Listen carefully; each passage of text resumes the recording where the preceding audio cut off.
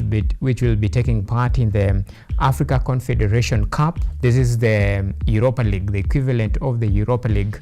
The first leg they played against Etoile Sportivo of Tunisia, and they won 2-0 here in Nairobi.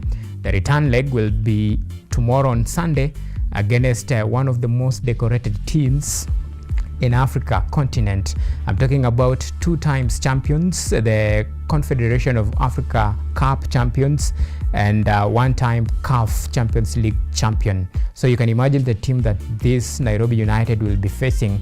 This is a very decorated team by all means, by head, shoulder, by all pedigree. This is a team that has experience in this competition, and by the virtue that they will be playing in home soil. Now that adds another dynamic into this equation. But nonetheless, Nairobi United heads to this second leg with 1 foot already to the CAF Confederation Cup group stages, and that is the most important thing. Remember, this is their first time taking part in this competition, and of course they have made some quite achievement. That is a milestone. If they qualify, now that will be history itself. And beside that, 51 million Kenya shillings lies in the process should they proceed all the way to the group stages. And we wish our team all the best. All they need is just a draw, and if worse, probably just a 1-0 defeat. That's it, and they qualify. So you can imagine the task at hand and what is required to actually overturn the whole thing that will be happening later on. But very interesting today, we have the Floodies, the 2025 Floodies, defending champions, that is Menengai Oilers, will be up against that is KCB in this Floodies. And remember, we have KU's Black Blood will be in contention, and we have in the first, we have the first, second, and of course third and fourth quarterfinals. So the first quarterfinals, we have we'll have the quarterfinals between Menengai Oilers, who are the defending champions, against KCB. And of course we have this is the second quarterfinals, Kenya Harlequins versus KU Black Blood. Then we have the third quarterfinals against Nandet Script against Strathmore Leos. And then we have quarterfinals, the fourth quarterfinals, that will be pitting Impala versus Mwamba.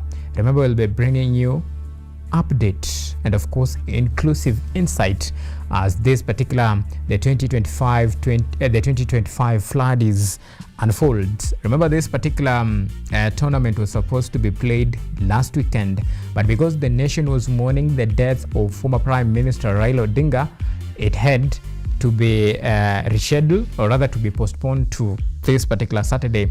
And this is where the rugby extravaganza will be taking part. And the first match will be against that is Kenya Harlequins against KU Black Blood at exactly 2:20 East African time, 2:20 p.m. So it's just a matter of 7 or 6 minutes to the kickoff, and I will be updating you on what will be happening there. And of course the match will be played, the tournament will be played in Gong, and of course this is just quarterfinals. And of course from there we have different categories. We have the men's main category, then we have the university category, and then the ladies category. In the ladies category, it will be a the semi-final straight format, where the defending champions will be taking on, that is the defending champions of course will be taking part in this particular tournament, the 2025 Floodies. And of course from there, the winner of semi-final 1 and semi-final 2 will be proceeding all the way to the finals, where the winner will be decided in that final. So we have plenty more, and of course we still have the Kenya Premier League action returns this time round, or should I say the SportPesa League returns this particular weekend, with a couple of fixtures lined up for today, 3 to be precise. Then tomorrow we still have a couple of fixtures lined up for tomorrow. And the English Premier League continues, and today there is no early kickoff, but the first Match will kick off at exactly 5 p.m. East African time, and we have a couple of fixtures lined up for today and of course tomorrow, and that is just a brief analysis of what to expect in our show. But don't forget, we have a very interesting discussion that will be coming later on. We'll be taking a look at the state of floorball in the country, and the big question that many people are wondering, why has the league, or rather why up to this particular time the league has not kicked off officially.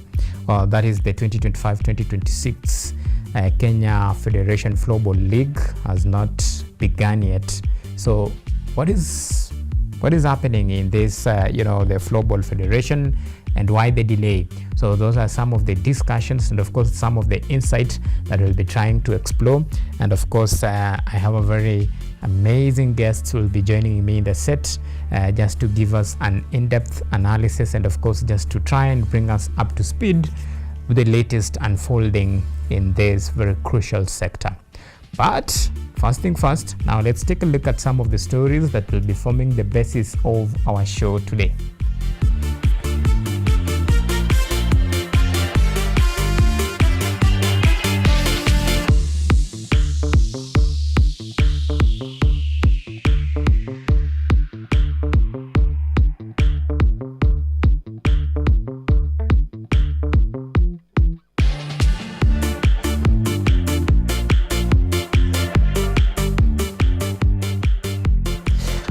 Alright, now let's begin with Martyrs Rugby. Now the Menengai Oilers will begin their title defense against a formidable KCB rugby side in the main quarterfinals at the RFUEA grounds as they aim to retain their crown and secure a second consecutive Fladdies title. The host and the 2024 runners-up Impala RFC will take on Mwamba RFC in the second quarterfinals as they aim to advance deeper into the competition. Now, meanwhile, the Kenya Harlequins will clash with Kenyatta University best side, that is Black Blood, while Nanded Scripts will be seeking to improve on their third place finish last season when they face off Strathmore Leos. The ladies' competition will feature 4 teams and will be played in a straight semi-final format. The defending champions Mwamba will play against Northern Subside, while Impala will host Queens.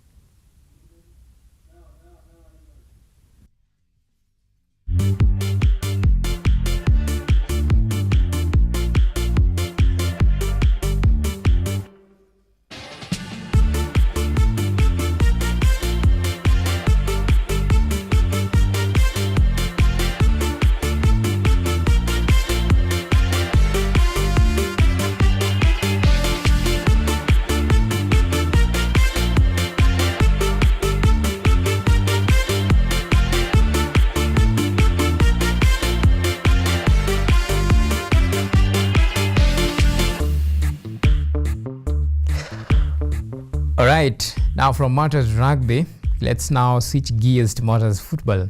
Now, President William Ruto has rewarded the national women football team Harambee Starlets with 10 million Kenyan shillings following their 3-1 win over the Gambia in the first leg of the final round of the 2026 Women's Africa Cup of Nations qualifiers WAFCON at the Nyayo Stadium on Friday. The victory moved Kenya a step closer to securing a ticket to the Continental Showpiece for the first time since 2016, when the Starlets made their debut in the WAFCON in Cameroon. The second leg will be played on Tuesday at the Stade Latte d'Or in Senegal, that is in the capital city Dakar, since the Gambia lack a stadium that meets CAF standards. A win or draw will guarantee Kenya qualification.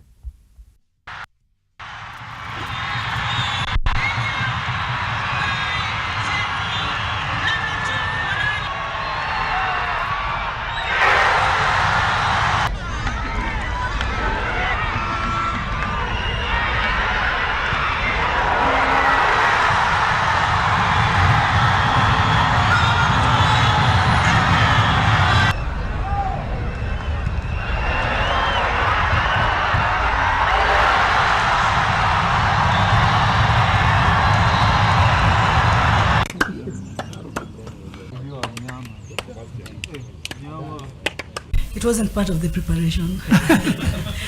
But of course, yeah, motivation always has a positive impact on the team. Players always are playing for something.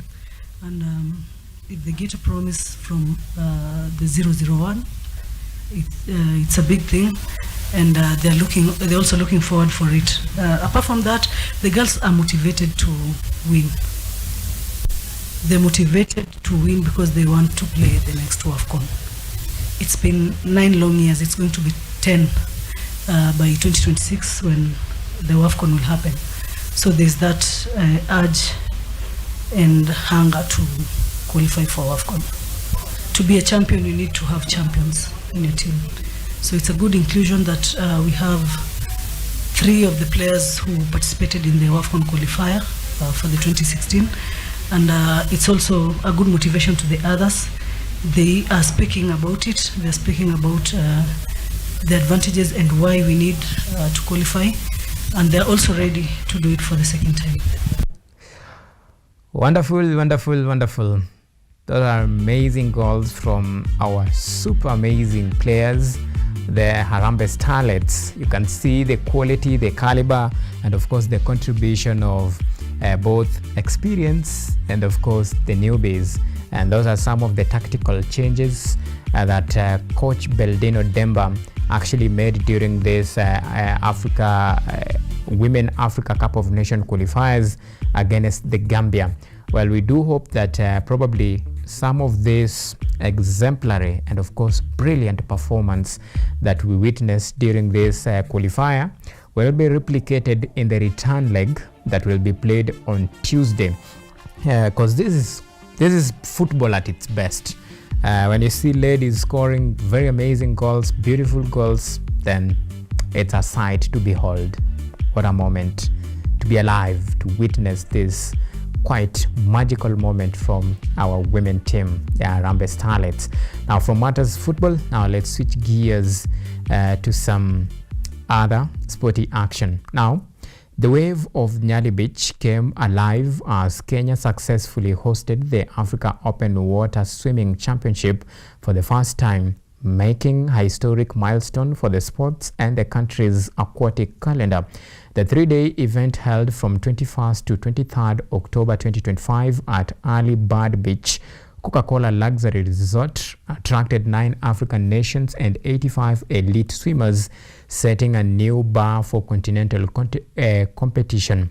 Participating countries included Kenya, Angola, Egypt, Guinea, Mauritius, Senegal, Republic of South Africa, Tanzania, and Uganda. At the same time, the Africa Zone 3 Swimming Championship came to a successful close after 4 days of intense competition, with athletes from 10 countries showcasing their talent and proudly representing their nations. Kenya's Don Dirango delivered an exceptional performance, winning multiple gold medals. Dirango clinched gold in 50 meters butterfly, beating teammate Abdul Kadir and Uganda's Elijah Asiga. Dirango also won 100 meters freestyle, clocking 1 minute and 3.30 seconds, asserting his dominance in the pool. Take it with a back goal at point 4. Striking back with Kenya 8 and leading in the walk, starting with sub 48.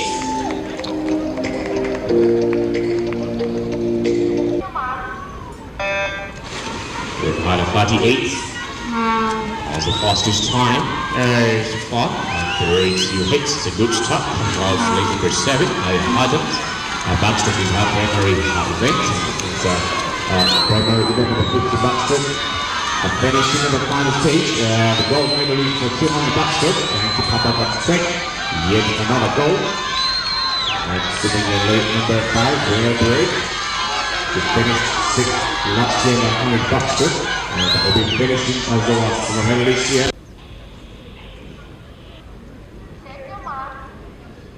Thank you guys for coming. I would want to appreciate everybody who has been here with us. The last 4 days has been fantastic. We appreciate our countries that have made time to come to us. We had 2 teams for Kenya, that is the Team Kenya and the Team Kenya B. They have done a fantastic job. These kids have the future. Hello, my name is Don. I'm here representing Team Kenya for Ghana Zone 3 Championships. And also, it was an honor being part of the Kenya national team for such a wonderful event and organization. All right, that is a historic milestone for Kenya, and of course, congratulations to all the participants, and of course for those who have really represented the country and flown the Kenyan flag high, for winning medals, and of course for setting the tempo and the pace. We can only hope the future will look bright for these amazing athletes. Now, from now matters aquatic to the taekwondo. The Kenya Taekwondo Federation has unveiled its final squad ahead of the upcoming World Taekwondo Under-20 Championship scheduled for 3rd to 6th of December at the Moi International Sports Center, Kasarani. 8 men and women have been selected to represent the country in the much-awaited championship from a pool of 80 participants during the trials held over the weekend at the Blue Phoenix Martial Sports Gym. Williams Odhiambo of IC Club will headline Team Kenya after he finally secured a spot on the national team after 3 consecutive attempts. Others include David Ombugwe, Elvis Omondi, George Williams, Leslie Aure, Clay Mukoko, Festo Mbalala, and Frank Thomas, while ladies category includes Sophie Clay, Stacy Dock, Cecilia Wangoi, Selena Zena, Bridget Lucy, Wendy Trina, and Waida Mula. Preparing for to go into a residential camp, and we will start here for a few days, but the first week of November we are planning to go to Côte d'Ivoire for the residential camp. Most of our athletes are new, and if we just train in Kenya, they'll have a big challenge competing with the top of the top in the world. So we are appealing for will be sponsors out there to support this team so that it can carry the national flag properly here in Kenya. We hope that sponsors will come out in numbers to see that these young men and women get this opportunity to go and train in the residential camp. The world is coming here first. These are the people who are being earmarked by each respective country to participate in the Los Angeles Olympic. Looking at their age, by the time, in 2 years' time, they'll be very prime. So those people who are going to compete in Kenya are all destined, for those who make it, to Los Angeles Olympics. So it's an honor to our country and a privilege to our people to be able to participate in this high-level stage of taekwondo participation. But so far we have 15 countries already registered, including US, USSR, Poland, Germany, Brazil. From Africa we have Sierra Leone, we have Germany, we have a number. But I think by 4th when we'll be closing the portal, we'll know exactly how much. Taekwondo has got over 213 members. So if we can score over 140, it's a big show. I think this will be the biggest ever event hosted on a Kenyan soil in any federation. There is no federation that has brought here over 100 countries. We are praying that we hit that mark over 145, and it will be big, an opportunity to showcase our strategic location, an opportunity for tourism, an opportunity to sell our culture. So we are calling upon everybody to come on board, because it might never happen in your lifetime. Comes once. All right. For us, we can only hope that maybe it will be the beginning of many to come. And I'll say good job for the Kenya Taekwondo Federation for organizing. This is one of the most important events in the country's calendar as far as Taekwondo is concerned, and we do hope that probably the sponsors will chip in and give them much needed support that is required to steer ahead this very important exercise, so that Kenya can showcase what it has in terms of sporting arena when Taekwondo as a discipline is concerned, and it can open doors for many sporting activities to be held here in the country. Well, now that is Matters Taekwondo. Now let's switch gears to still Matters Sports. Now Kakamega Homeboys will take on Ulinzi Stars at Bohongo Stadium in an early Sports Pesa League kickoff, while Kariobangi Sharks will face off APS Bomet at Kasarani Annex, while FC Leopards will rub shoulders against KCB at the Nyayo International Stadium. On Sunday, Shabana will play host to Mathare United at Gusii Stadium as Tusker FC travel to St. Sebastian Park to take on Murang'a Seals, while Gor Mahia will face off Postal Rangers at the Nyayo Stadium.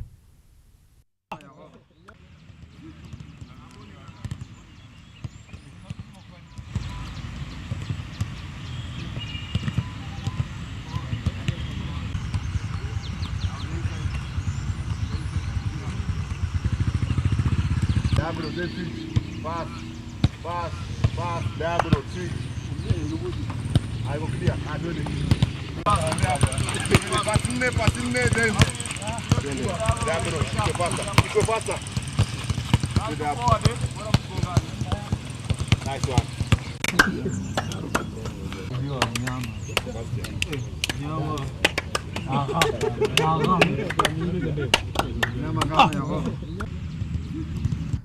Alright, sasa hiyo ni Kenya Premier League action. 3 matches on the card today. Tomorrow we still have plenty of fixtures lined up for you tomorrow.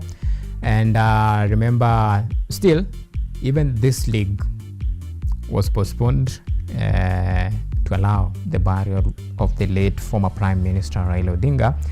And now the football action returns this particular weekend with 3 fixtures on the card today, and we still have a couple of fixtures lined up for tomorrow, that is on Sunday. And the early kickoff between Kakamega Homeboys and Ulinzi Stars has already begun. It began at the kickoff was at exactly 2 p.m. East African time, so it's 33 minutes past kickoff. And of course we'll be bringing you some update of what is happening between Kakamega Homeboys and of course Ulinzi Stars. The match is being played at Bohongo Stadium in Kakamega. Alright, now let's switch gears to English Premier League action. Now Chelsea will welcome Sunderland at the Stamford Bridge in the English Premier League fixture as they eye to bag all 3 points. In other matches lined up for today, Newcastle United will entertain Fulham at St. James Park, while Manchester United will be hoping to extend their winning streak to 3 in a row when they take on Brighton at Old Trafford, as Liverpool seek redemption over last weekend's setback when they take on Brentford at GTEC Community Stadium. On Sunday, the Gunners will play host to Crystal Palace in a London derby, while Pep Guardiola's side Manchester City will take the war to Aston Villa at Villa Park, among other fixtures lined up for this weekend.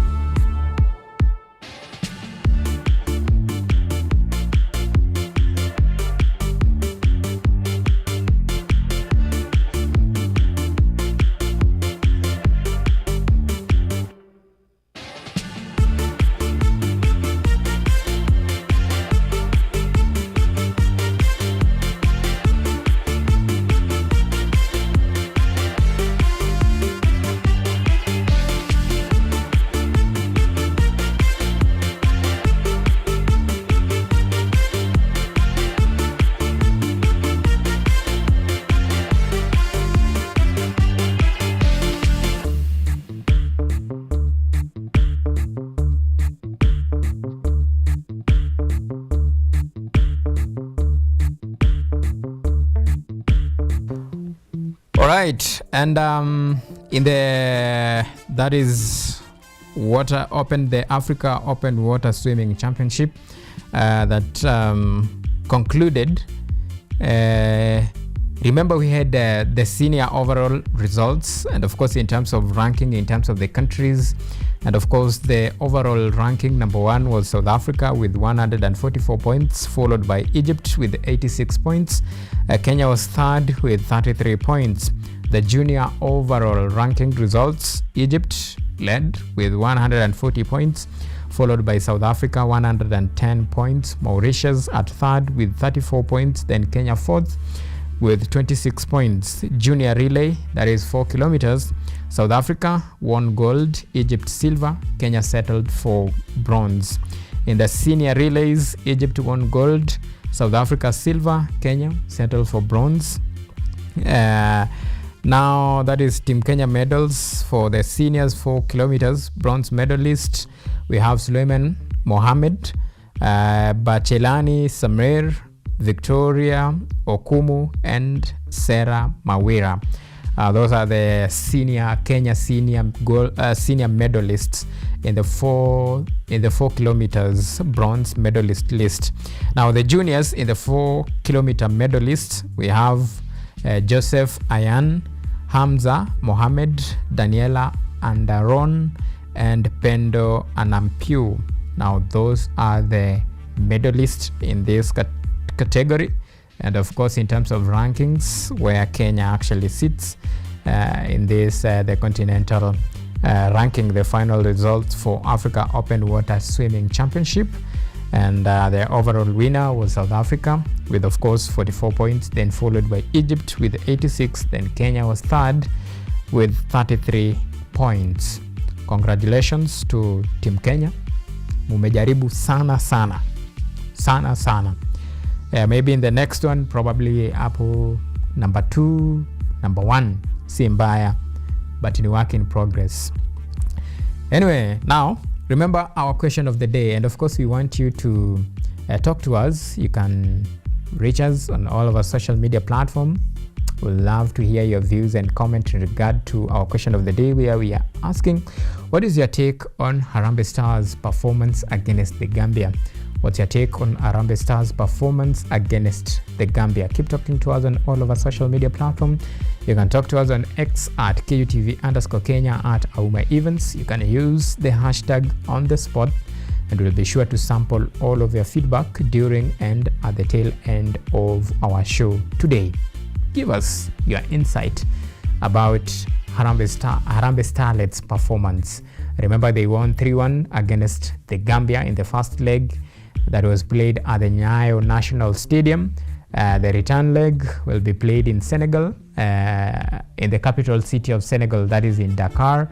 And the team today jetted out of the country ahead of this very crucial qualifiers. Remember, the team is already 1 foot in, and if they can maintain, of course, with the trajectory of winning, given the fact that Senegal is a neutral ground, it's neither Harambee Starlets' home nor Gambia's home. That's a neutral ground.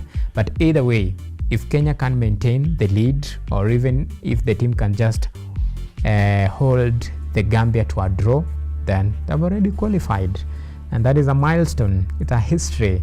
9 years in missing in action.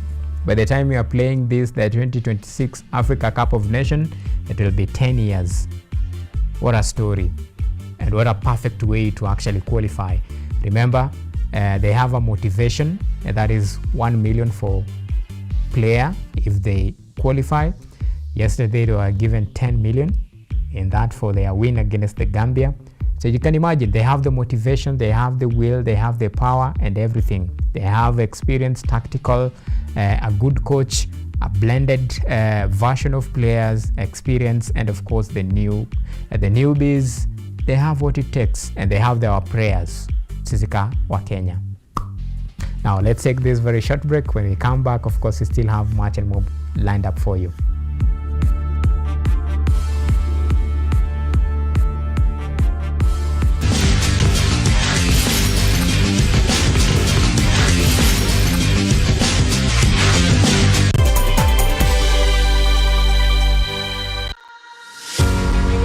Are you ready to take charge of your health? Welcome to Focus on Health, your weekly guide to staying informed and living better.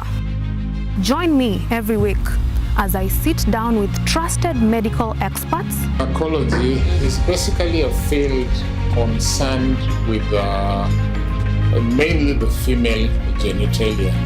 Explore real-life stories during when the patient come in and bring you updates and tips that are beneficial to your health.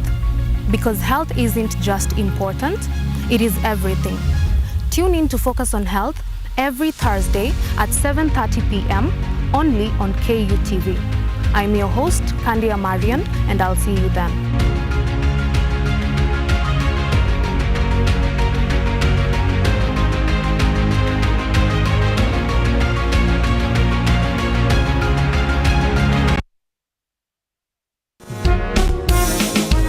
A new era, a new people.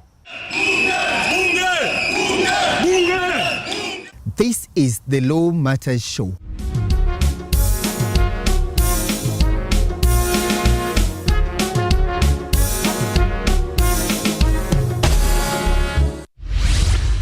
A program that brings you legal sensitization on your television. My statement is written and just the quote the prosecution. I think that this loss is a setback for Raila Odinga. What policy recommendations were fronted by the candidate? With diversity, we demystify important legal issues locally, regionally, and internationally. What Tanzanians. Join me, Elvin Onsongo, as I bring you more insights on law matters. We are looking at social issues. What is the problem? Is it the economy? Is it... Law Matters Show, creating awareness, advocacy, and enhancing lives.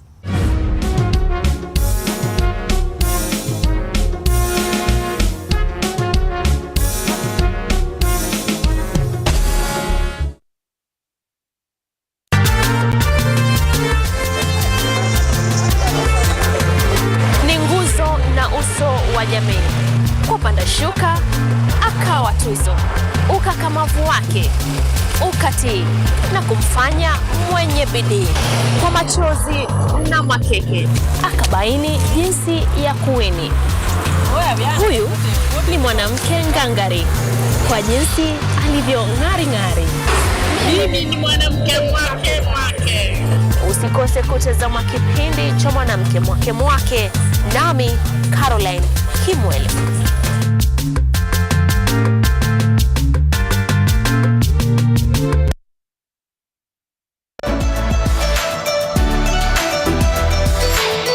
So my name is Jakub Petri. I'm Associate Professor in the Institute of Philosophy of Jagiellonian University in Krakow, Poland. And I'm the main coordinator of the Cafe project, which is being here hosted by Kenyatta University. My name is Ewa Hudoba. I am a project manager in this consortium. Keep watching cutting edge research at Kenyatta University Television. 2, 3, keep on going. 4, 5, 6, keep on going. 7, go for 8. Give me 9. 10 more to go. 10, 9, good job. 8, low. Yep. Squat, low. The rest, take it all the way up. Here we go, do this.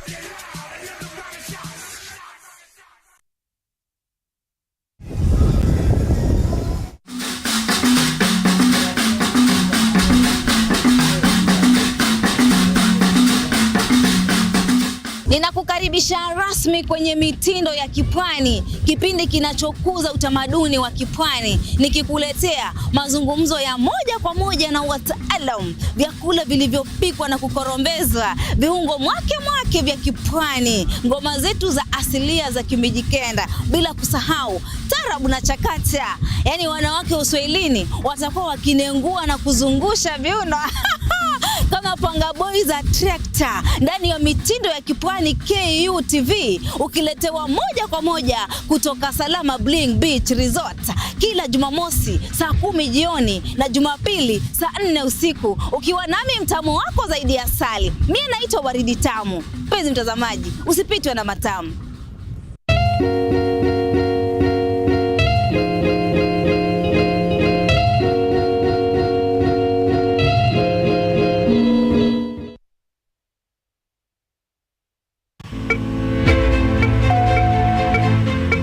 Imagine a world where you are empowered to take charge of your health, where you are well informed about the latest advancements in healthcare and understand the policies that impact your well-being.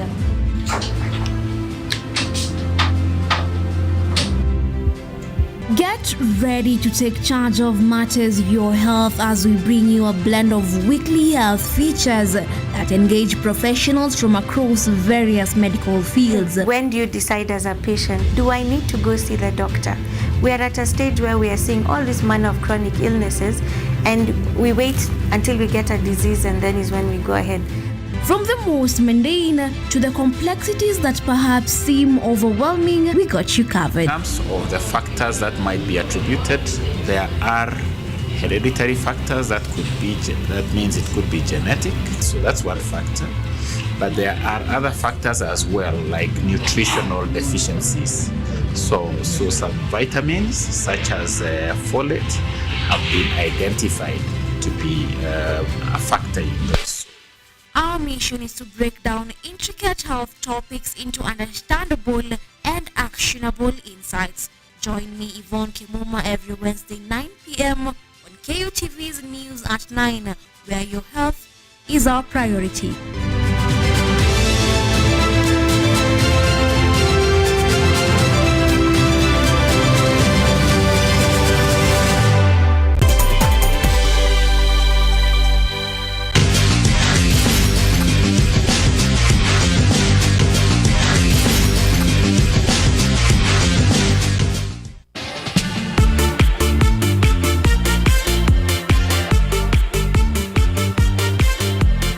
Right. Asante sana. Welcome back. This is the second segment of On the Sports Show. And this is where tunakuandalia utamu wa show. And of course, we have really a lot in store for you this particular afternoon. And of course, a very interesting discussion about the state of the floorball. And we just want to, take a reflection of the journey and where we are and why are things not moving as expected. And that is the discussion that I'll be having with my guest who are already here with me. And let me just introduce them pretty quick. We have Gitao. Thank you, sir. Thank you for having us. Yeah, thank you so much for making time. Thank you, sir. It has been a minute. It's been quite a while, but we're glad we're here. Thank you. Then we have there Boniface. Yeah, I'm Boniface Ndwati. I'm the coach, Beast Floorball Club. Yeah. How does it feel? It feels nice for you inviting us here. Yeah. How is the ongoing? The ongoing of floorball, we can see now the state is not as good as we expect. But we are hoping in some few months that we are going to have a new governance in floorball, because for now we are having an interim. Yeah. Gitao, when was the league supposed to happen? The kickoff of the league, the I think it's 2025-2026 league, right? Yeah, sure. So I'll let Boniface answer that one because he keeps the tabs on that. He's been working with the federation. But just to answer you, we are still participating in leagues hosted by individual clubs. Like, for instance, last week we had a league held by NITA. Held at NITA by Blackbirds. So we're still participating as small teams. We're still creating leagues and tournaments. But for the federation, it's been quite a while. But I think Boniface can maybe touch on that. So Boniface, tuweke sawa. Why has it taken that long for the resumption of the league, the 2025-2026 season? Nini na happen within the federation? Okay, for what I can say, akuja kuwa na good terms between the Kenya Federation and the players and as well as clubs. So that's leading to the stoppage of the league as we are waiting to have elections. Hopefully by the end of this year, we're expecting to have elections. That's when we can resume the league with the new governance of the new federation. That's where we can start a fresh league. But for now, we are not expecting to have any league. The 2025-2026, maybe we can start next year. But for now, we are participating in the tournaments. We are participating in the friendlies. Yeah. And the bone of contention. What is the bone of the contention between the federation and, of course, the players and, of course, the clubs that have led to this stalemate in a league that, by all standards, should be up and running? Well, first of all, for the governance part, this means that the players, and as we revise the structure that is there currently, this means, or rather, the players want people who know what they really want, like they feel, like maybe you've been a player. So I know if I address something to you, being maybe a former player of the sport, maybe you'll consider doing something because you're in my shoe at some point. You see, yeah.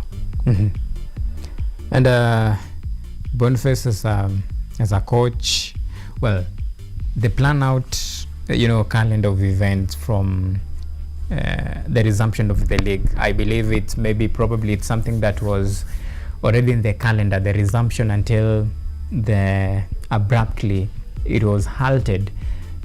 Was there any upcoming event, be it the international one or even the national events lined up for this particular season, and will it now, of course, disrupt the normal calendar and, of course, the events that were planned in the 2025-2026 calendar? Or maybe hawakukaa chini hata wakaamua kama this particular season kutakuwa na this event hivi na hivi?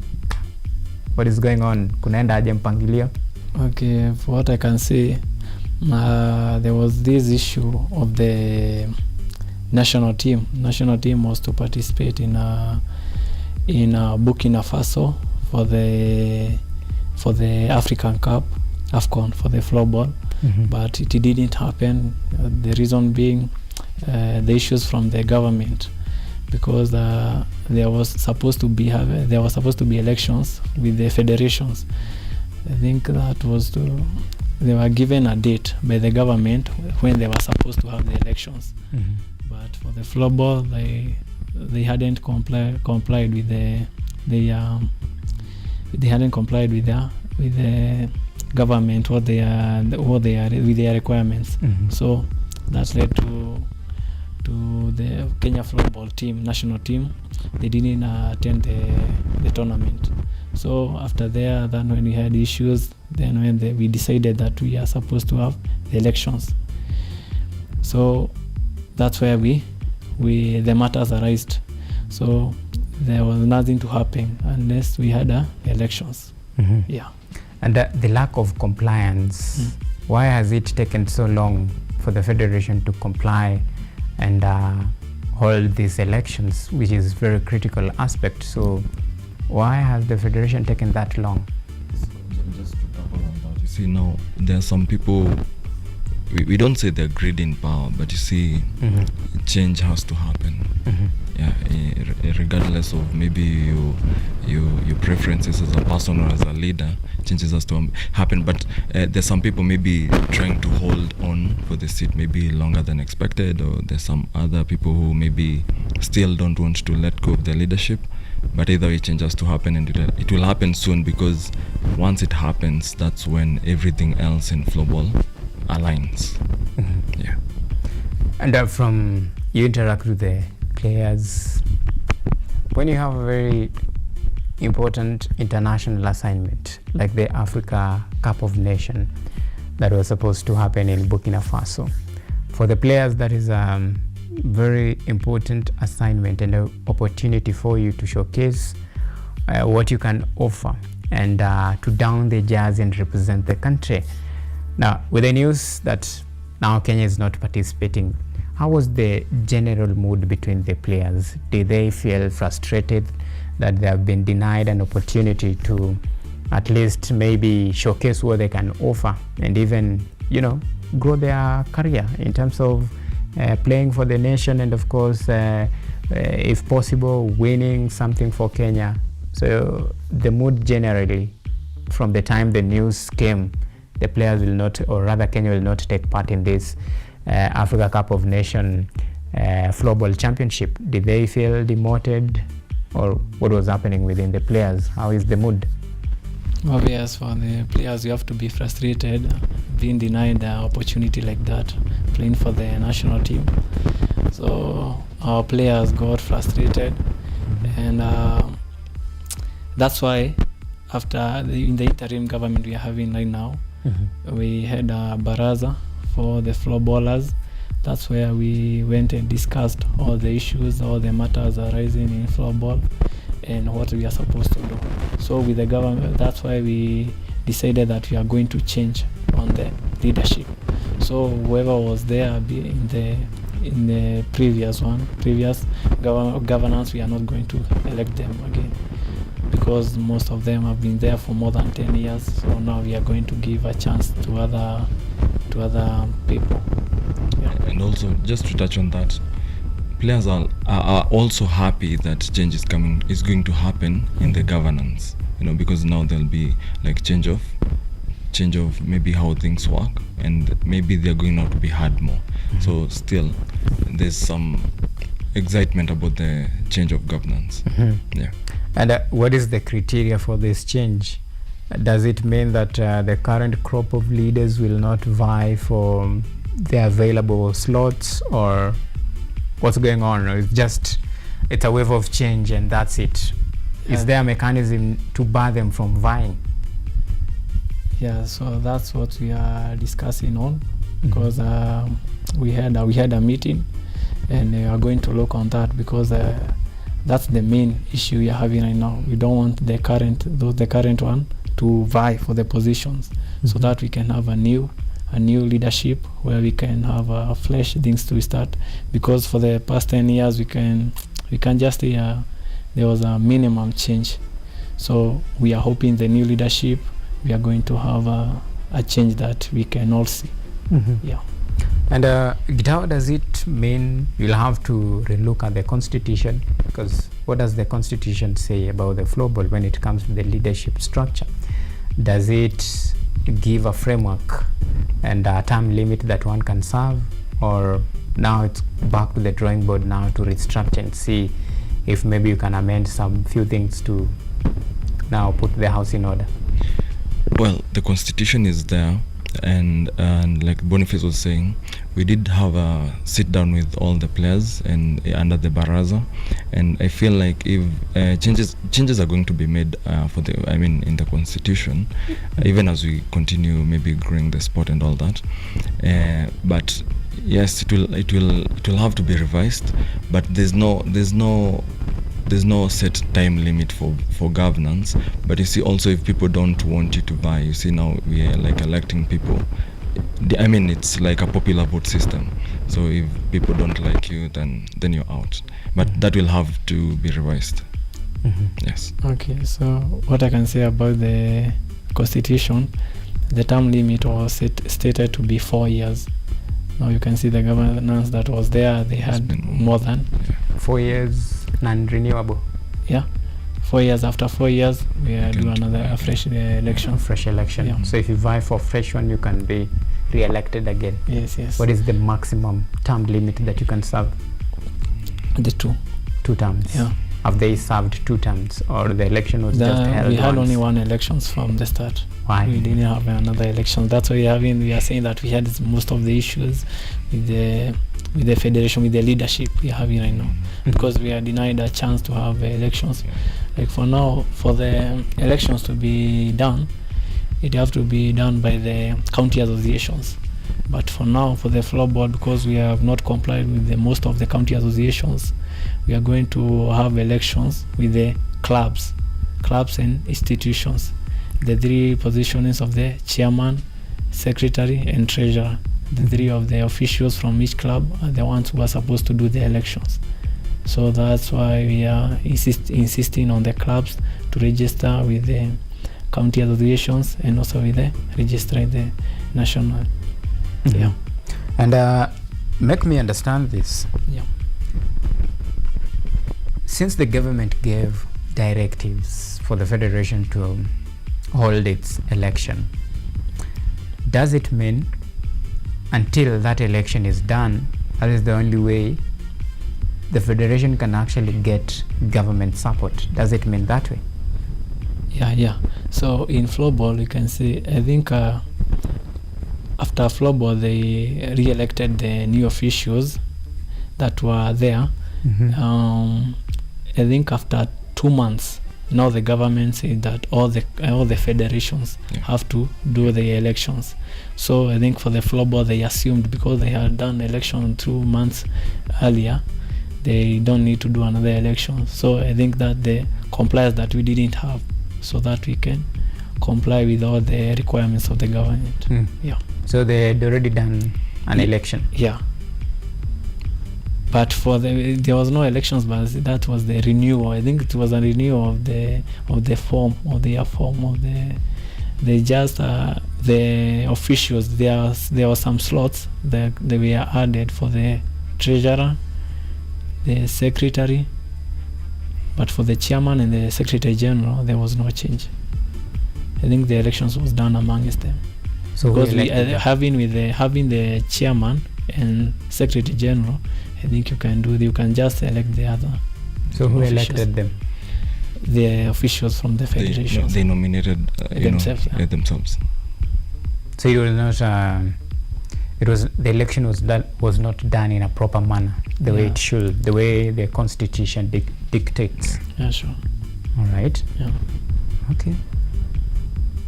So as a clubs, moving forward, what are some of the resolutions that you guys are coming up with to make sure now you shape the house?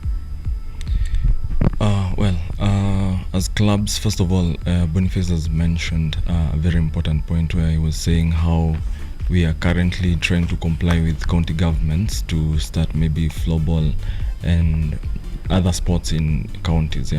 So that's one step we are doing. Even currently we are working with Kiambu government, county government. So we are trying to bring the sport to now every county government. Every person as an individual, you go maybe back to your home, like where you come from, and you start maybe creating awareness of the floorball, and then maybe seeking out the county government, and then now you can form a team from that side. We can also form a team from maybe another county, and then together, all of us together. Now it trickles down. See, now tuache kucheza like as a Nairobi consortium. Now it trickle down to every other county. Yes. And talk to me about now the understanding of the format of the league. How does the league works? Is it, when you talk about the national league, is it just a national league, or there is another format that we don't understand? Okay, being a national league, that's where I think the federations are the one who are heading the league, who are coordinating all the factors in the league. So so for the other clubs, all the participating clubs, yours is always to register, participation fee. Once you register, now you have just to show up for the games. Now other coordinations just all are left for the federation. And how does it basically work after you have registered the team? Now, what is the work, basically what's the work of the federation? Because that is the point of understanding, because you're trying to understand the basics about the game, how it works, And of course, for someone who maybe is planning to set up a floorball team, a club, how do they go about it? What I can say about that,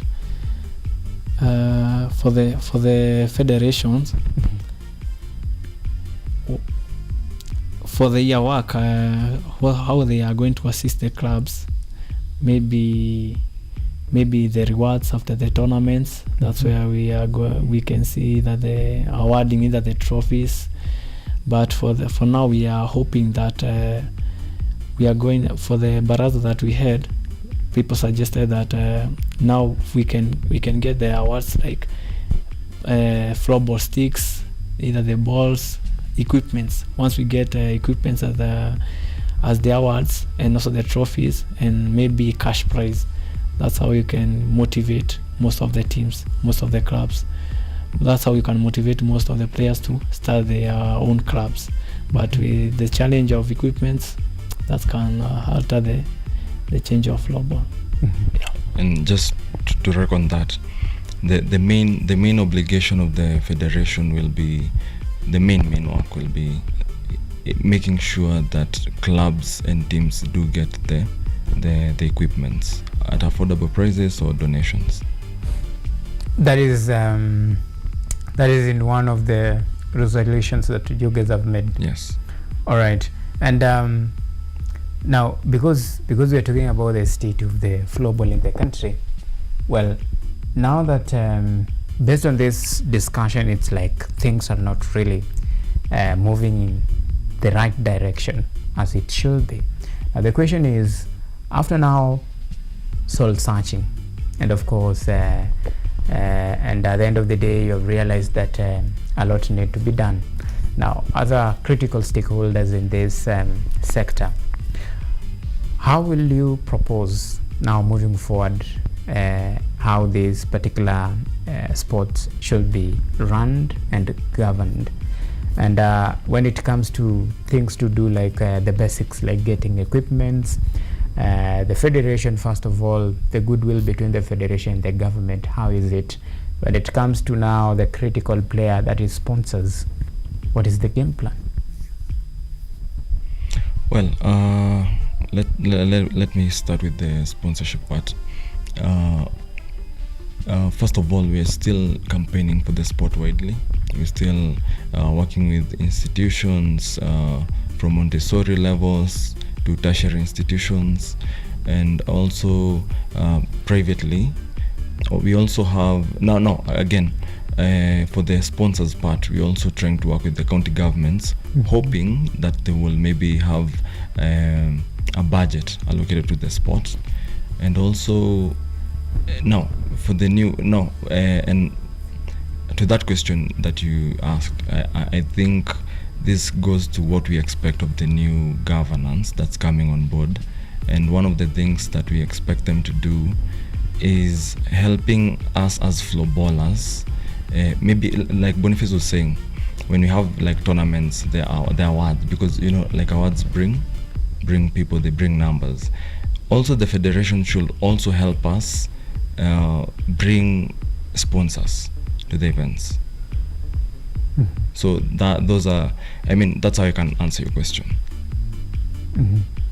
And Boniface, what is this one thing that maybe you'll really like to see change in terms of player motivation, the growth of the league and the sport itself?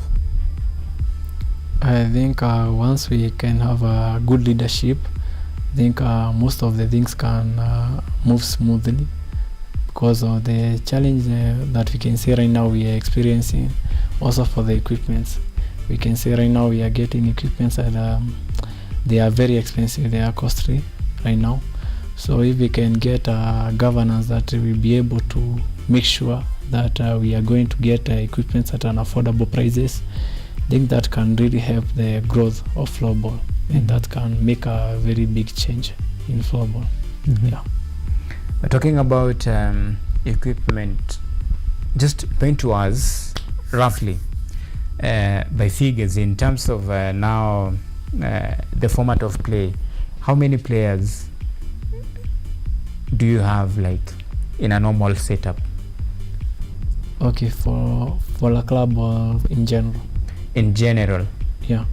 Okay, in general, I cannot be able to estimate. No, when you're taking part in a very competitive match. Oh, in a match. Oh, yeah. Okay, for a match in floorball, 6 players are supposed to participate in a match, but for the register, the players that you are registered, you are supposed to have a maximum of 18 players. 18 players, yeah. Because for the floorball, the subs are running always. You can come out from the field, you can just go back again. So just to maintain, because floorball is a fast game, so you just have to get tired very fast. So you can have a maximum of 18 players. 18 players. Yeah. And how much does this stick cost? Now it's costing about from 6,000 to 5,000, 5 to 6,000. Right. Yeah. So you do it times 18. Yeah. Times 18. Yeah. At whose expense? Is it the player, the club? The club. So it's for the club. Yeah, for the club. Maybe if it's for institution, the institution have to cater for the equipments. So does the federation probably has a kitty for the club to oversee its operation? Well, they should have a kitty to aid the clubs in getting the equipments, which they mostly don't, because the federation should be giving us these equipments as donations to help us promote the sport, but that's not what happens in most cases. And as you can see, they are very expensive equipments to acquire. Yes. So the burden will be shouldered by the clubs. The club heads, owners. Okay. All right. Now it's very tricky when you take a look at this sport, because the next question will be, with all these challenges, where do you get the motivation to push on? Because first of all, it's like you're not benefiting. A lot of challenges, running the way from the leadership all the way to the cost of equipment. Where do you get the motivation to push? Mine comes from maybe a point of love for the sport. Love is blind. Mostly love. And for the coach, do you ever feel frustrated and sometimes maybe feel like you should give up? Yeah. At times you feel like giving up, but you still have to not give up and struggle, and because of the passion of the game, because I've been in floorball for more than 10 years, almost 10 years there. So I can say I can't give up in floorball because it's challenging coaching the players, coaching players that they don't know what they are benefiting with.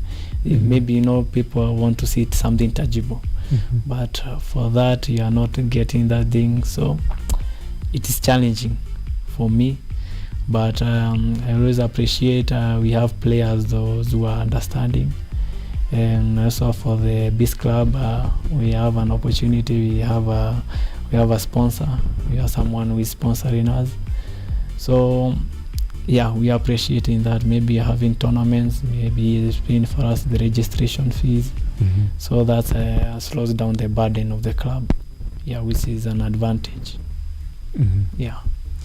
And when you look at and this is from the government perspective, we have very key sports.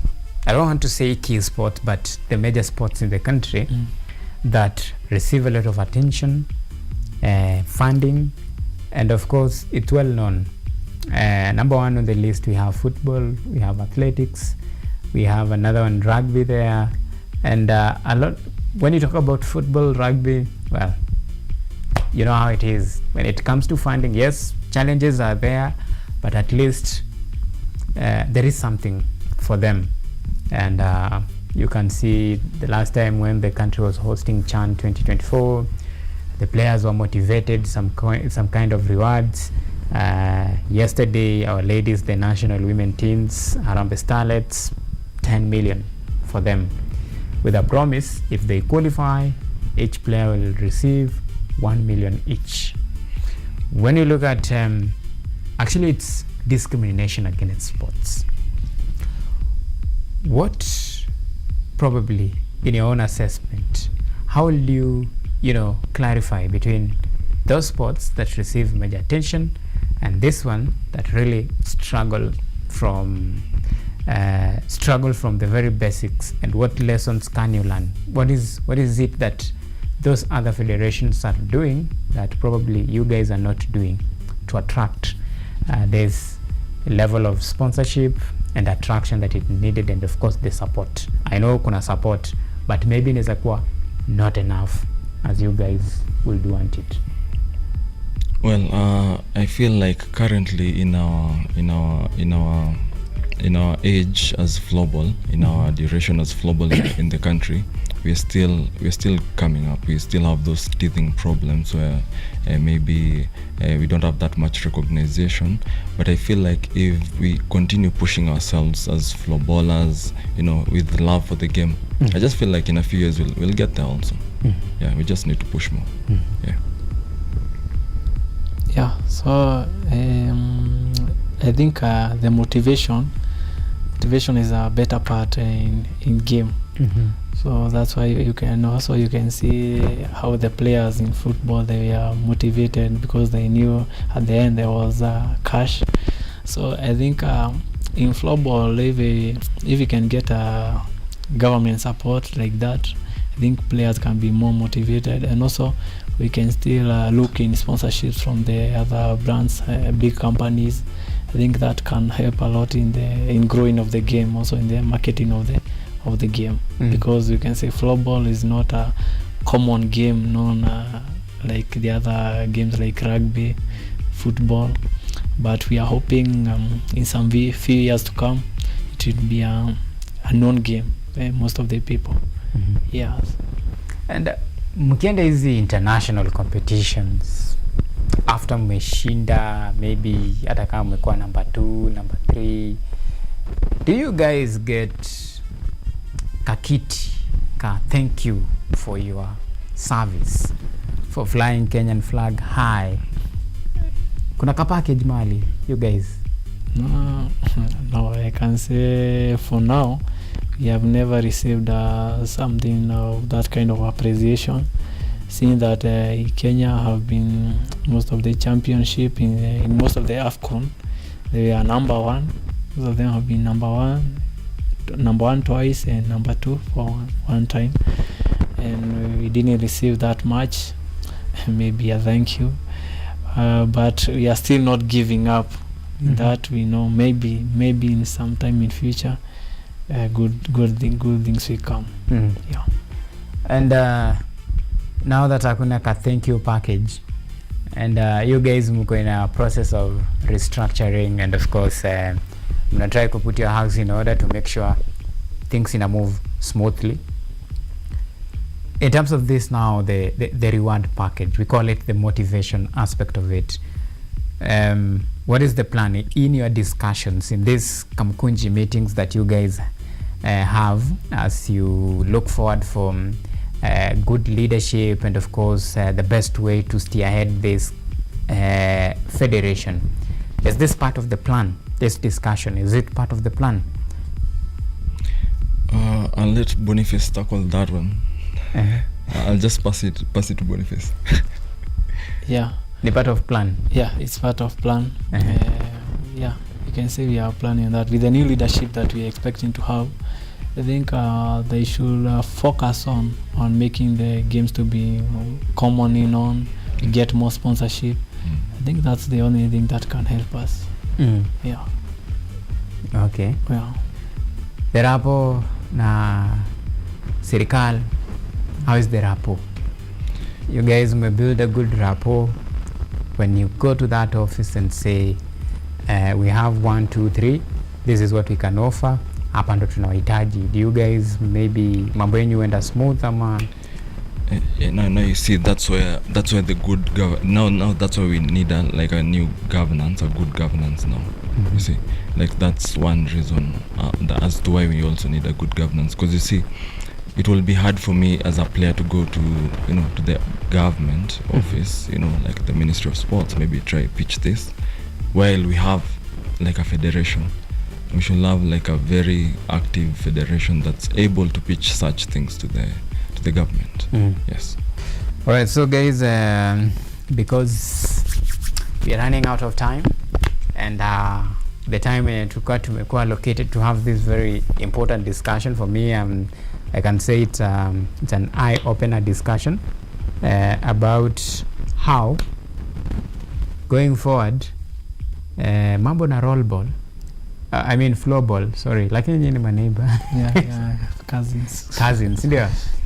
Venye hii mambo ya floor ball itangaliwa, alafu ligi na run venye inafaa, because ni frustrating. You have a normal calendar with events planned, and of course I'm sure every year kuna kuangana some international competition somewhere there. So if the league is not running, inamaanisha like even those international competitions in line might not happen. And to the side of players, maybe some of them, one of the motivation ni kutia bidii, kuwa call up to the national team and go represent your country. So that opportunity ananyimwa. And ukinyimwa something that you have been really working hard for, ukikosa kupata sometimes as a human being, utakuwa frustrated and utajiuliza for what. You get? Yeah. So a quick one. Each wachana wapatie close to 1 minute each for your closing remarks, then we wind it up. Well, great. First of all, thank you for having us. And something that I'll have to say and encourage the floorballers in the country. We're still getting inclusivity. We're still seeing the differently abled people participating in the Special Needs Olympics. We hope we continue the same spirits. And for us, we hope we'll have, you know, now the normal floorball being played now in the Olympics also. That's our main goal. So let's keep pushing. Keep pushing. Yes.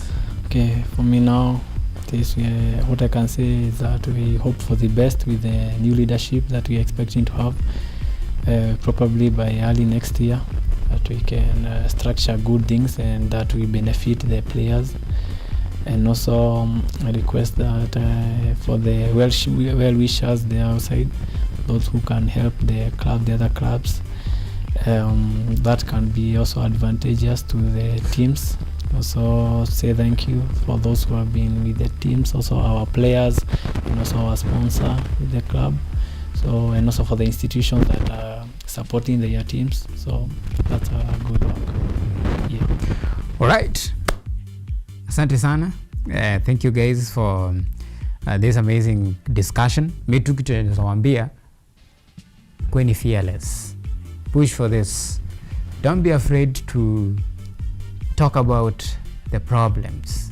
Kunguni yenye nakufinya, yenye nakunyonya, lazima tu itafute uifinye. That is the only way utaishi kwa amani, au sio? Mambo namna that. So you keep on pushing for these reforms and walk the talk. Tumekamaliza. Well, so that has been quite an insightful discussion about the state of floorball in the country, and of course the current situation and probably the projection and trajectory of what the future should actually look like. So I've been having that amazing discussion with my two guests here, Gitao and of course Boniface, just to give us some insight and what to expect in the near future. And of course wish the future of floorball the very best of luck, even as they endeavor to restructure their house and put everything in order. At the end of the day, if that change that they so much desire will come or happen, then it is for the glory of floorball.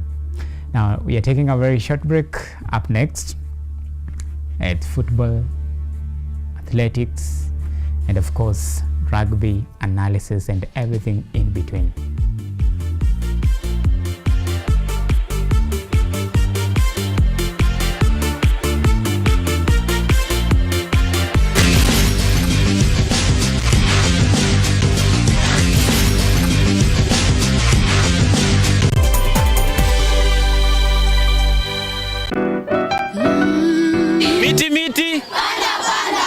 Panda.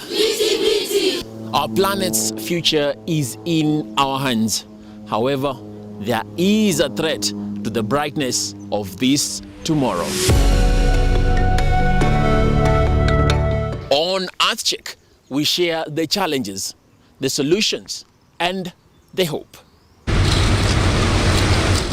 I would call this a very momentous day, a very critical day. Every episode, every story, every step we take creates a ripple. Join me, the environmentalist Emmanuel Kutosi, on KUTV every Wednesday at 8 p.m. and be part of EarthCheck. Welcome.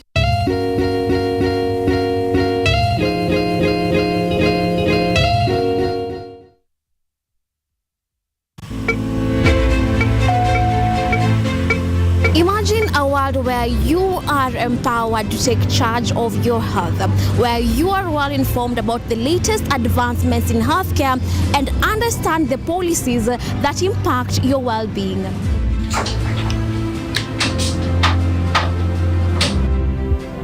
Get ready to take charge of matters your health as we bring you a blend of weekly health features that engage professionals from across various medical fields. When do you decide as a patient, do I need to go see the doctor? We are at a stage where we are seeing all this manner of chronic illnesses and we wait until we get a disease and then is when we go ahead. From the most mundane to the complexities that perhaps seem overwhelming, we got you covered. In terms of the factors that might be attributed, there are hereditary factors that means it could be genetic, so that's one factor. But there are other factors as well, like nutritional deficiencies. So some vitamins such as folate have been identified to be a factor in those. So our mission is to break down intricate health topics into understandable and actionable insights. Join me, Yvonne Kimuma, every Wednesday 9 p.m. on KUTV's News at 9, where your health is our priority.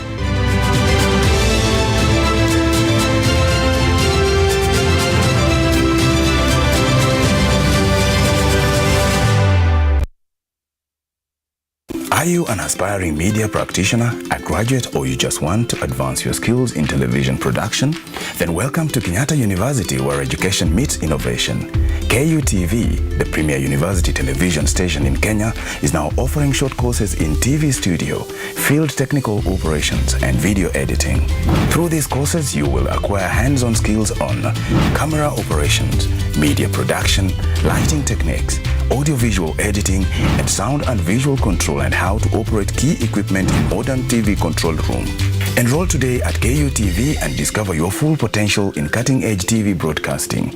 Graduates of these courses will receive professional certificates. For more information, visit our offices at KUTV Studios or call us on 020-870-4252 or 020-870-4255 or SMS us on 0739-110-544. KUTV, a new experience.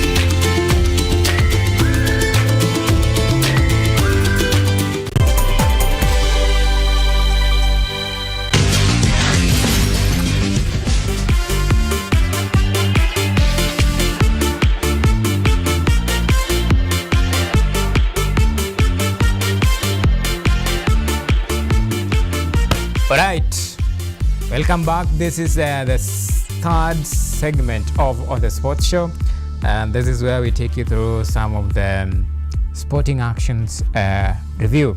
And of course, we have early kickoff in the Kenya Premier League. That is a match pitting Kakamega Homeboys versus Ulinzi Stars, and as we speak, Kakamega Homeboys leads with 2-1. That is a few minutes after halftime. That is the current update between these two teams. This is the SportsPesa Premier League, and we have a couple of actions lined up for today. Of course, the first match was Kakamega Homeboys against Ulinzi Stars. That match kicked off at exactly 2 p.m. Then later on, we'll have APS Bomet, who will entertain. Actually, it is Kariobangi Sharks against APS Bomet. The match is underway. 37 minutes past kickoff, and Kariobangi Sharks leads with 1-0. Then later on, the last match will be against FC Leopards against KCB. That is the last match of today. Then, of course, on Sunday, we still have a couple of matches lined up for the Sports Pesa League. And, of course, I have my guest here, Ishmael. Long time no see. I'm happy to be back. Yes. Najua the last time ukitoka hapa ulikuwa kidogo mambo haiko yanaenda vizuri on your side. But naona sahi mmepata kiburi kidogo. Tumezoea kushinda. Tumezoea. Ni leo kwanza, leo ni mlima. Leo Samo ni mlima, lakini tukiset up vizuri tutashinda. Mna set up nini? Team ikiset up vizuri, shida ni tunashinda game kubwa, the following game tunapigwa. And that is the story of Manchester United. Yes. But timu kubwa gani mmeshinda? Ile fair? Chelsea. Chelsea si fair. Chelsea. Labda Liverpool. Liverpool, Chelsea, yeah. Chelsea mmeshinda fair? Very fair. Aje? Tuliwapiga tu proper. How? Ndio shida tu wa Chelsea wanasema red card, lakini hata before red card tulikuwa bado tunawakimbiza.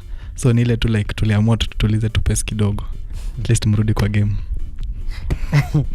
Anyway, now talking about football, our ladies did made us proud in the Women Africa Cup of Nations qualifiers. Harambee Starlets versus the Gambia.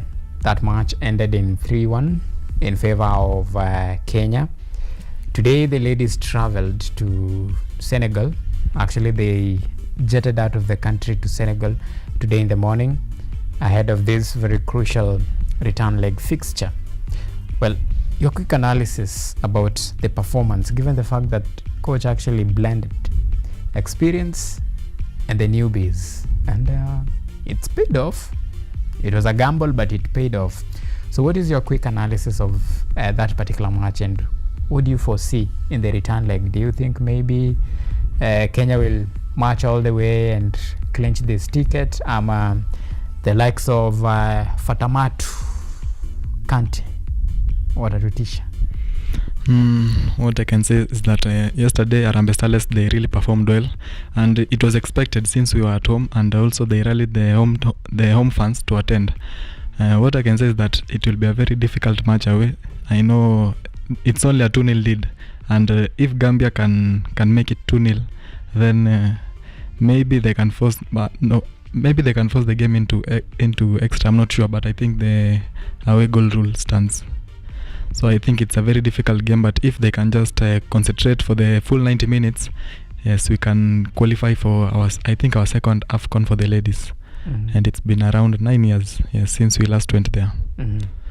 The tactical approach from Beldino Demba, for some it was a gamble, but at the end of the day it paid off. So do you probably now foresee that yes, we have been out for 9 years heading to 10 years, but this time round tuko na chance, actually one step in, ingine inje, and the only thing that is standing on Harambee Starlets way is only 90 minutes and the qualification. So do you think in terms of tactical wise, maybe that is where the real genius lies in? What I can say is that yesterday's game, I know she did a very big gamble, because I saw like there were five or four players who were given their debut for the Harambee Starlets. So I hope that in the return leg she can just choose the right lineup and give us more of experience, and hopefully they'll perform. But I also know in the back of their mind they know that there's 1 million somewhere waiting for them if they win the game. Yes. Motivation. Yes. And there is talks that motivation also played a crucial role, because before the match, I think it was Sports PS who said that 5 million iko kando. Fanyeni venye mnaweza fanya. Then the president said, you chezeni kama nyinyi, mimi nitacheza kama yeye. Atacheza kama yeye. And the script like ni kama same what happened to Harambee Stars. Harambee Starlets pia walikuwa wanafanya. Do you think pia money factor inaweza kuwa pia ilichangia pakubwa? Yes, I can also say money factor pia it has been a very crucial part, since I think there was a time when Harambee Starlets were saying that their allowances had not yet been paid, but during the video call I think the president also assured them story of allowances that they will be cleared. I think it was the PS at the stadium said the allowances they will be cleared, and also the 10 million that in total that they received yesterday, if they go away, they win or draw, they still another money for each and every player. 1 million for each. Yes. Wow, fantastic. And it's not impossible. It can be achieved. Yeah. Yes, it is very possible. Yes. Yeah. So that's achievable. Anyway, now another heartbreaking story. It's about now the untimely end of journey. Probably many will say the end of road for Kenya Police in their quest. Remember, this was their debut in the Africa Continental Showpiece at the CAF Champions League. Well, they played against Al Hilal of Sudan. Unfortunately, walipigwa 1-0 home, wakaenda away wakapigwa 3-1, 4-1 aggregate. By that inamaanisha like their dream of maybe moving to the group stages ended prematurely. Well, this Al Hilal, just how strong are they? What boiled down at the end of the day, when you talk about experience, yes, Kenya Police, this is their first time, but when it comes to the quality, Kenya Police, I believe they have quality in terms of players and even the support system to march all the way. But mbona walifumble hivyo? What I can say is that their home game, the Kenya Police home game, which was at Ulinzi, they really gambled because they lost very many chances and they ended up conceding 1-0. And when you are in a tournament like this where it's all about the clinicality that you apply, I think this was the easiest knockout game that any Kenyan team has ever had, because when you look at the years back when Gor Mahia was there, they were given Giants of Egypt and they were a very difficult game. But for Police, this was a very easy game. They should have won the game at home, and they go away even when they lose 1-0 or even 2-0 or even a draw, they are in. But they've missed out on very huge money, and also I think it is a setback, but at least they'll now focus on the league and hopefully they can retain the league. Yes. Of which that is another bone of contention. Yes. You can't really tell if maybe this will be their season. You remember a team like Gor Mahia last season, they had a really dismal performance. They lost like almost everything, the league to Kenya Police, the Mozart Bet Cup to Nairobi United, and it was really a season of uttermost shame to them. Well, they went back to the drawing board. They bought a lot of players in preparation for this season. They have a new coach, and now it's a new season, new things, right? Yes. So it's not automatically assured or even guaranteed that maybe mambo itakuwa same, but all the way wata fight for it. Yes. Because in terms of quality wako nayo. But in as much as we feel disappointed with Kenya Police performance in the CAF Champions League, well, we have a reason to smile. The Nairobi United 2-0 against one of the greatest giants in Africa when matters football is concerned. We call it Etoile Sportivo or Etoile du Sahel, if you prefer that name. And Nairobi United beat them 2-0 here in Nairobi. Tomorrow, a return, of course, this is a team that has experience. They've won it 2 times, and of course, they've even won Champions League, I think once, in 2007. So this is a team that has experience, a team that knows how to win. It is a mainstay in this competition. Playing against a debutant, newbies, a team that the only thing that they have is just the desire and of course the dream and the ambition to make history. If they qualify to the group stages. Of course kuna 90, is it 91 or 51 million? I think it is 90. It is actually it's 51 million. Yes, for the CAF, the low one. For that one, for the CAF Confederation, for just making to the group stages. Well, they have every reason to fight for something. So a quick analysis. What in your wildest dreams did you ever even imagine that Nairobi United will beat one of the Tunisian giants? To say the truth, I did not expect. Since the game against NEC of I think of Uganda, they really fumbled. It was just by sheer luck that they qualified, because in the away game they were really lucky for the draw, and their game which they won 2-0, I believe the game should have even ended 4-0 or 5-0 in favor of Nairobi United. They missed a lot of chances, and that is my problem, because when they go away, the atmosphere there, it will be something that they have never experienced. I think a while back, Gor Mahia, they faced a team from the west, and they ended up conceding I think 5 or 6. So it will be a difficult task for Nairobi United away, and I believe their coach in his experience, Nicholas Miotti, but the problem is he will not be on the sideline since he does not have a CAF A, I think. So I believe the players, if they just concentrate for 90 minutes and they just be lucky that they not concede in the early minutes of the game, then I think that they can go through. And because for Nairobi United to qualify, they just need a draw. Yes. Or if they lose, maybe by just one goal. Yes. Do you see the magic, the possibility of magic happening?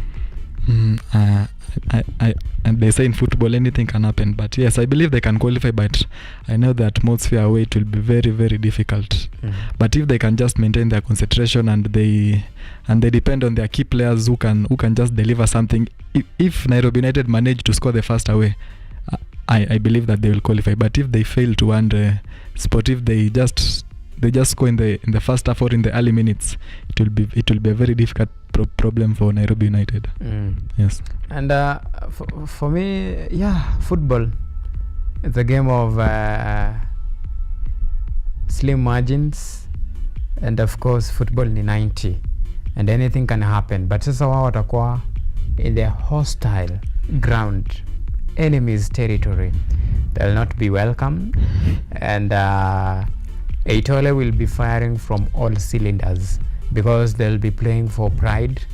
Remember, this is a team that it's a mainstay, one of the giants, one of the teams that I'll say one of the most decorated teams in Africa. They want this. They don't want to lose, especially in home soil. So you can imagine the pressure that the team will be having. But for Nairobi United, I think this match they'll approach it with no pressure.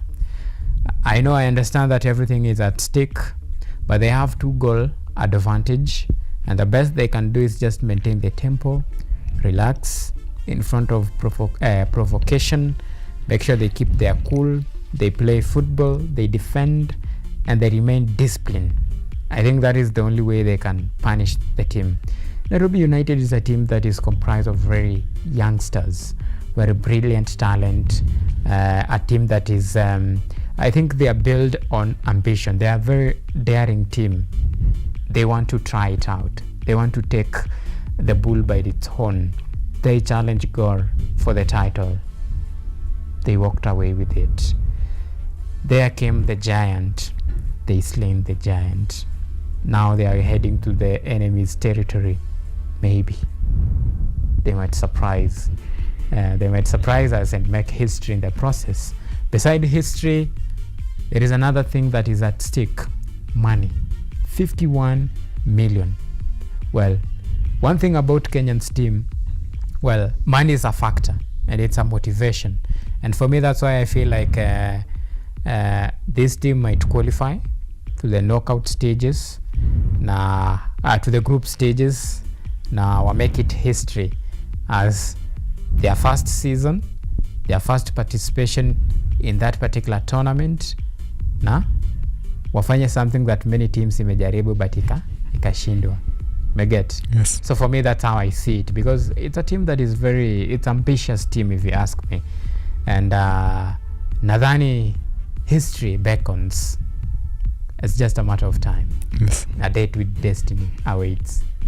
Na ni kesho tu tutajua venye hii mambo itakwenda. Alright, now sasa si tunaweza focus now to the Kenya Premier League. Yes. We have active matches there. Kariobangi Sharks against Ulinzi Stars. Kariobangi Sharks leads by 2-1 in the Kenya Premier League. Well, hatujaenda sana. This is actually the 4th round of it. Na matokeo ni haya. Your quick analysis, who do you think maybe at the end of the day at full time nani anaweza carry the day between Kariobangi Sharks and Ulinzi Stars?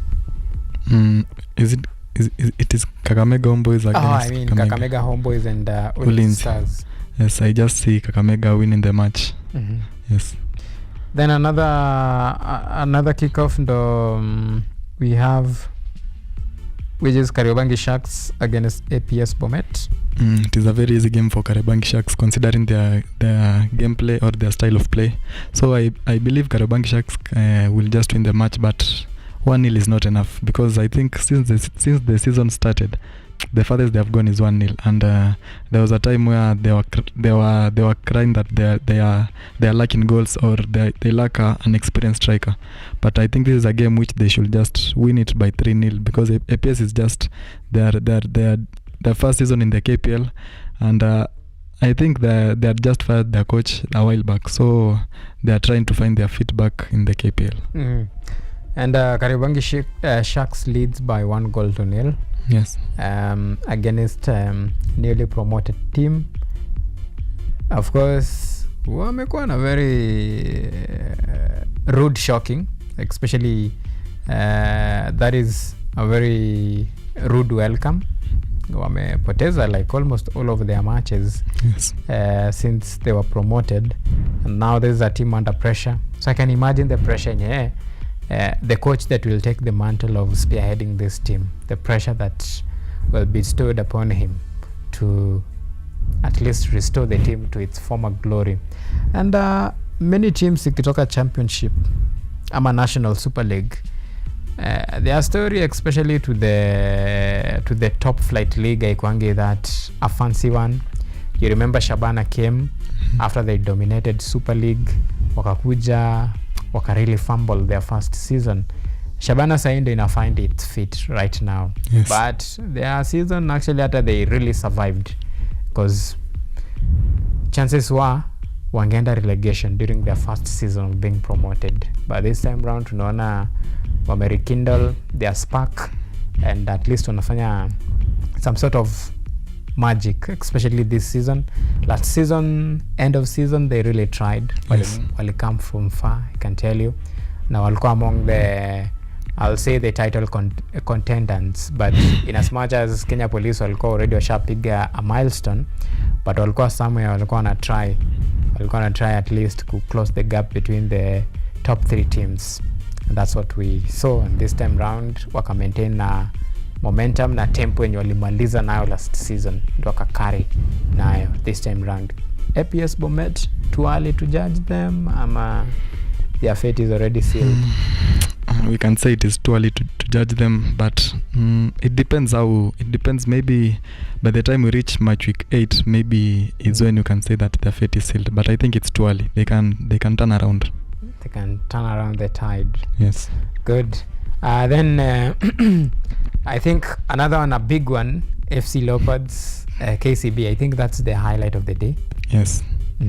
Prediction yako on that one? Very, very tough game for the FC Leopards coach. I think Fred Ambani is under all sorts of pressure from the fans, because I think the fans they are on his neck, because since the season has started, FC Leopards are winless, but they are unbeaten. All the games they have drew. I think it is a game where he's facing a very experienced coach, Matano, and I believe the only problem with the FC Leopards is that they signed a lot of players, and I think it has become a problem for the coach to find the proper first 11, and also the new signings they have not yet gelled together with the players who were there before. I believe it is a tough game, but I foresee again another draw or a shock KCB win. Yes. FC Leopards is a team under transition, right? Yes. And KCB, they acquired the services of former Tusker FC and Sofapaka FC, Robert Matano, very experienced tactician when it comes to the Kenya Premier League. He won it with the Sofapaka. He won it with the Tusker. Yes. So this is a coach that knows how to win. And akona the money banks. Yes. So any player mwenye anataka anaweza pata. So we'll wait and see kama watapost the title credentials. Remember the journey of KCB, the beginning of the seasons on a very high, somewhere along the line wana fumble. Yes. So I don't know kama this time round itakuwa ni same story or this time round kutakuwa na different results. Tomorrow Shabana vs Moranga Seals. No, Shabana vs Mathare United tomorrow. Shabana is at Gusii. It's at Gusii Stadium, yeah. I believe it is a very difficult match for Shabana, considering their previous game they lost against Posta Rangers 2-1. And I think around the 70th minute, the Shabana fans, they were leaving the stadium. I think I've never seen it happen at Gusii. And also their key player, Brian Mishiro, is injured for 2 months. So I believe it is a very difficult game, but I believe Shabana, they can rise to the occasion and get back to their winning ways. Yes. All right, then tuko na Moranga Seals now versus Tusker FC tomorrow still. Tusker is also another team who are jokers of the season. They were just lucky against Shabana to get a point. So I believe this is a game where Tusker they should turn around and maybe at least win it. But I know it's a difficult game. Yes. A difficult game indeed. Then we have still Gor Mahia will be taking on Posta Rangers tomorrow. It is also another highlight of the weekend. But as much as I want Gor Mahia to lose, I know they'll win. But also Posta Rangers, we should not underrate them. This season, I think they are really coming well under Coach Pamzo, and I believe maybe they can give Gor Mahia a shock of the season, maybe. But I know it is a difficult game, but I will wish for a draw or a Posta win. A difficult game, yes. And the beginning of the season for Posta Rangers, I remember last season they really did well, but as season progressed, wakarudi penye somewhere there in between. So this is not something new for me. Even for Tusker to fumble, it's not new for me, especially the beginning of the season, but the ending is the sweetest for Tusker. So same script, familiar one, nothing new. Now let's switch gears to English Premier League action. Understand leo tuko na a couple of fixtures lined up for today, and unfortunately leo tuko na early kickoff, but the first match we have Chelsea will be taking on Sunderland at 5 p.m. East African time. Quick analysis, Chelsea versus Sunderland. Yes, I think I know for the Chelsea fans they will say it is a very easy game, but they should not underrate Sunderland. But I believe Chelsea, if they just come up with the right mindset, they can win this game. But also considering that maybe some of their players, maybe they might be tired because of the midweek fixture. But I believe Chelsea can win it, maybe 2-1 in favor of Chelsea or 1-0. Yes. And I think Chelsea pia they have a problem, injuries, and that the lack of consistency in these matches is what really worries me as a Chelsea fan. However, the beauty of having money as a club is that you can, money is good, money is sweet. Let me tell you that. Money is sweet because with money you can actually buy what you want. You can acquire the services of whoever player you want. So what Chelsea did, they bought a lot of players, and these players, it was for moments like this. In case of emergency, now they will be entrusted into the system and showcase what they can offer. And this was evident during the midweek on Wednesday. When you look at the Chelsea squad, majority was just youngsters, the likes of Estavao, others graduates from academy, and they managed to squeeze something out of Ajax. And it was a very big statement, 5-1. So the point is, The point is, Chelsea has a problem. That's why they even acquired the services of youngsters from the academy. You remember when it comes to now to the defense, kuna the likes of anaitwaje, someone is distracting my chain of trade, the likes of with this guy Tosin. Yeah, from that defense, and that exposes now the problem that Chelsea has. Now they're coming up against a Sunderland team, and wako very eager to prove a point, na tumeona pia wamekuwa na mixed results, but it's a team that can really upset you. So a game of fine margins, a clear one. I think it is a game of fine margins, because I believe the most important player for Chelsea this season, I think it will be Caicedo. Since now that Palma is out, I think for the next around 1 month or so. I think Caicedo is their very key player. But one thing that you forgot to say, Chelsea have been consistent in terms of red cards. That's the only thing they've been consistent this season. But I believe I think it can be an easy game. It depends with how Chelsea they'll approach the game. Because if United defeated Sunderland 3-0, I know Chelsea they can win even 5 if they want. That's the spirit. Manchester United, Brighton, a quick one. Very tough game for United. I think there was a while back where we were saying Amorim has not won 2 games back to back. Maybe this time we can hope for 3 games back to back. I believe maybe a 2-1 win for United or a 2-2 draw. Yes. Wolves vs Burnley. I think Wolves they have not had a very good season. They have not had a very good start of the season. So maybe it is a point where they can turn the tides around. Maybe a Wolves 2-1 win or a 1-0 win. Yes. Aston Villa, Manchester City. Aston Villa, they did their thing in the midweek. They were defeated by a team from Netherlands. But I believe with the form that Haaland has, I think it will be a very easy game for Man City. 3-0 win for City. 3 win for City. Yes. Everton, Tottenham. Tottenham also, they had a very good start of the season, and then they came somewhere, they fumbled.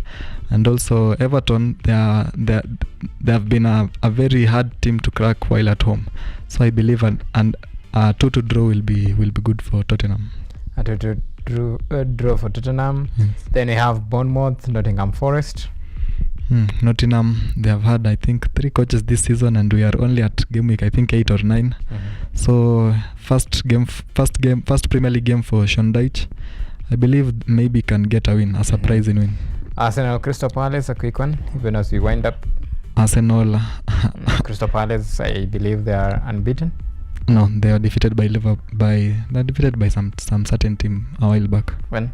Last weekend? The other weekend now. The other weekend. Yes. Alright, so Crystal Palace, Arsenal. 3-0 win for Arsenal. 3-0 win for Arsenal. Then another struggling team, that is Liverpool against Brentford. Is this the moment for them to bounce back? Shida bado inaendelea? Maybe they can bounce back, but if Brentford can utilize their set piece strength, they can be a very big problem to Liverpool. Maybe a 2-2 draw for Brentford. Liverpool nini with all the stars? Maybe they have not yet gelled, and also kuna wengine wanataka tu yeye mwenyewe afunge, hataki kupatiana, tunamjua tu. Alright. Naambiwa muda umeisha, so we'll have to leave it at that particular point. Maybe a quick one, 30 seconds, closing remarks. Maybe what I can say is that a big thanks to all the Kenyans who attended the Harambee Starlets yesterday's game, and also for this coming weekend. Yes, I just hope and pray that my team, FC Leopards, get their first win of the season. Okay. Yes. All right. So it's a wrap. Asanteni sana for your esteemed company for the last 1 hour and 59 minutes or so. Until next time, by the grace of God, let's do this next time, same place. For now, bye-bye.